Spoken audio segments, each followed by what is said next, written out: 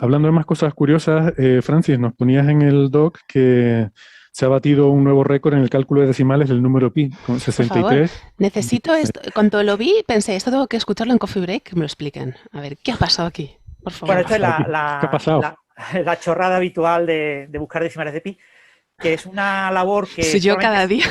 Chorrada habitual. solamente, solamente sirve para obtener el récord, para aparecer en el libro de los récords de los Guinness. O sea, hay Ah, vale. personas que, por la razón que sea, quieren que su nombre o su país. Ujú.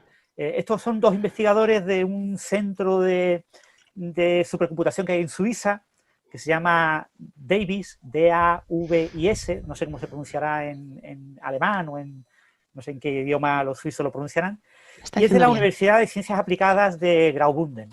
Y entonces dos investigadores de ese centro de supercomputación, el director del centro y un colega, dijeron, ¿por qué no buscamos financiación para que Suiza aparezca en el libro de Guinness como responsable de haber logrado el mayor número de decimales del número pi? Entonces han obtenido, el récord anterior era de 50 billones, Wow. 50 millones de decimales. Ostras. Lo había tenido un investigador independiente, Timothy Mullican, en enero del año 2020.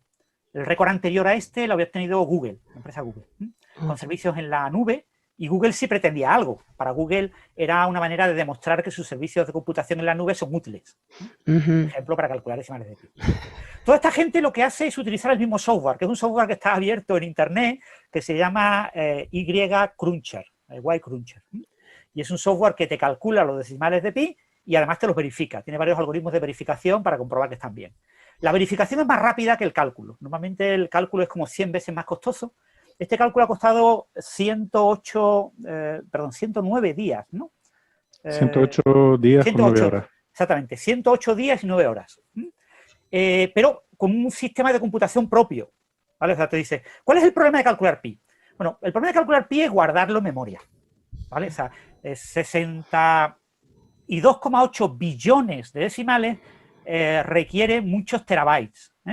Requiere pues del orden de... en un terabyte te caben unos 100.000 millones de dígitos. Con lo que necesitas, pues, del orden de 100 terabytes o así para almacenar este número. Entonces, el problema de calcular el número es gestionar la velocidad de acceso a los discos duros. Como los discos duros se rompen, tú tienes que ir calculando y al mismo tiempo que vas calculando tienes que ir haciendo copia en caché de vez en cuando, copia hacer un backup, ¿no? de lo que estás calculando, no vaya a ser que se te rompa el disco duro y te joda. Pero a nivel de potencia de cómputo, necesita una potencia de cómputo muy baja. Han utilizado solamente dos CPUs de AMD, que son relativamente, son caras, ¿vale? Son buenas. Son de 32 núcleos, pero es una cosa que cualquiera puede comprar para jugar a videojuegos, ¿vale? O sea, no es una cosa súper exótica. Son dos CPUs de AMD, cada una con 1 TB de RAM. 1 TB de RAM sí es más de lo habitual, pero yo digo, 1 TB de RAM cabe poco. Y han trabajado con 510 terabytes de disco duro. Un sistema de configuración de disco duro con unos algoritmos especiales para acceder rápidamente a los discos duros, ¿no? Y bueno, esto es ponerse a hacer, entre comillas, esta tontería por lograr el récord. Entonces ellos buscaron financiación del gobierno suizo, que les pagó este proyecto, han trabajado varias personas, pero yo os digo, es una cosa que cualquiera de nuestros oyentes puede hacer en su casa, ¿vale? Solo tiene que gastarse el dinero en esto, ¿vale? O sea, la CPU cada una vale, pues eso, yo qué sé, 4.000 euros. Lo acaban de poner en el chat de YouTube, pues puede ser ese número perfectamente. Y los discos duros, pues poner ahí unos cuantos discos duros, 38 discos duros de alta velocidad, 7.200 revoluciones por minuto, con una caché intermedia de 16 terabytes por disco duro, pues eso que cueste, pues lo que cueste, ¿no? O sea, quiero decirte que por unas decenas de miles de euros puedes tener un sistema y repetir esto. ¿Y de qué sirve? Pues si lo logras y te lo aceptan el récord, o sea, si necesitas dos verificaciones independientes de que está correcto, pero tú puedes hacer al menos una de ellas, o sea, la primera verificación la puedes hacer tú, la segunda tiene que ser independiente, pues ya te aceptan el récord y te ponen en el libro de los récords y estás tú muy contento con tu medallita de que aparece en el libro de los récords. Pero no tiene ningún otro tipo de utilidad, ¿vale? O sea, Vale. el calcular decimales de pi no sirve para nada. No existe ninguna aplicación práctica del cálculo de decimales de pi, ¿no? En supercomputadores hay la primera fase de cuando un supercomputador nuevo se pone en marcha, hay una fase de benchmarking, de evaluaciones de rendimiento. en el que hay que optimizar muchos parámetros. Un supercomputador es como un nuevo coche. Tú te compras un nuevo coche de estos, un deportivo que no has tomado, de una marca que no has usado nunca en tu vida, yo qué sé, pues el último deportivo de Porsche, y claro, te tienes que acostumbrar a manejarlo. Tienes que ver, porque es un coche pues muy deportivo, muy para aprender cada detalle. Entonces, aunque tú sepas conducir muy bien, tienes que aprender. Pues eso es lo que pasa con los supercomputadores. Hay un tiempo, varios meses, en los que hay que aprender cómo funciona la máquina, optimizar todos los parámetros, todos los detallitos, y ahí se utilizan 90 aplicaciones en las que no importe que todo se rompa. ¿Vale? O sea, tú no puedes, alguien no te puede decir, simúlame el tiempo meteorológico para mañana. Y ahora resulta que a las 3 horas se rompe todo y se pierde todo, ¿no? Pues entonces pues, te pones a hacer cosas y entonces empiezas a hacer cálculos que son inútiles, pero que sirven para evaluar la máquina. Y una cosa que puedes hacer, por ejemplo, es calcular decimales de pi, chorradas de esas, ¿no? Pero es raro que se utilice un supercomputador para calcular decimales de pi. Me parece una cosa demasiado torpe, y sobre todo porque hoy en día, con tantos dígitos, casi 63 billones, con B, millones de dígitos, son muchos dígitos y requieren mucha memoria y te gasta las memorias.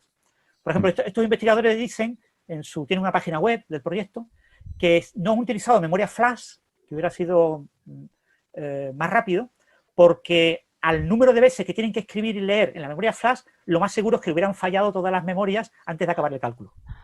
Los discos duros son más robustos que la memoria flash para este tipo de operaciones. Han tenido que recurrir a discos duros.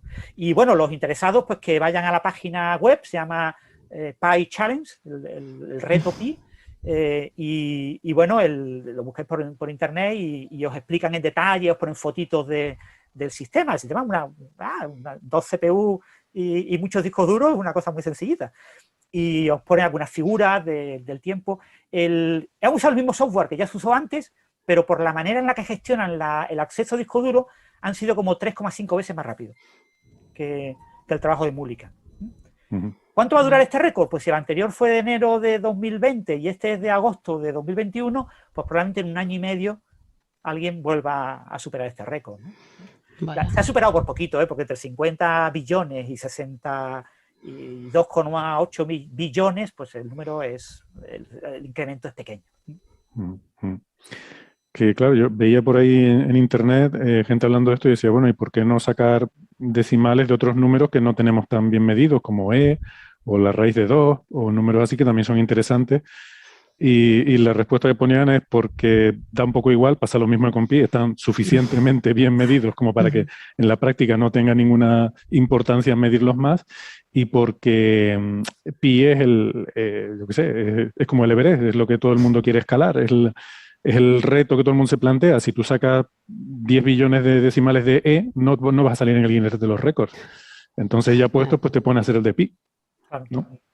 Ese es el asunto. Decía, obtener muchos decimales no tiene sentido. En números como pi, aquí se utiliza un algoritmo clásico, una fórmula matemática, una serie que es muy conocida, y es la serie de los hermanos Chudnovsky, que la sacaron en 1988, que está inspirada en una fórmula de Ramanujan, ¿no? De Ramanujan, que bueno, no me recuerdo cómo era el acento, era bueno, no me acuerdo dónde había que poner el acento en la pronunciación correcta, y de este gran matemático indio.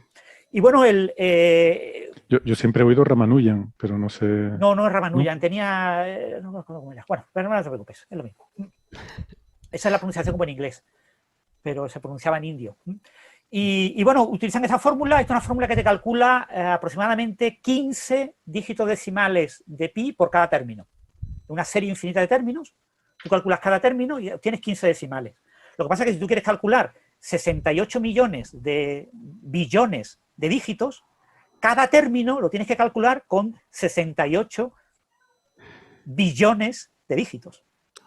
Es decir, tú calculas sobre una memoria no recuerdo cuánto eran, 63 terabytes, un término, y solamente 15 dígitos son buenos. Calcula en 63 terabytes, de nuevo, un segundo término. Y tienes otros 15 dígitos, y así poquito a poco hasta completar la tarea. Una tarea realmente sencilla. Esto es un ejercicio, evaluar esta serie es un ejercicio para cualquier estudiante de primero de carrera. Yeah. Pero hacerlo 62 billones de veces no... Pero claro, gestionarlo con un tamaño de memoria tan grande, pues es muy, muy difícil por la gestión de la memoria, ¿no? Eso retrasa el tiempo.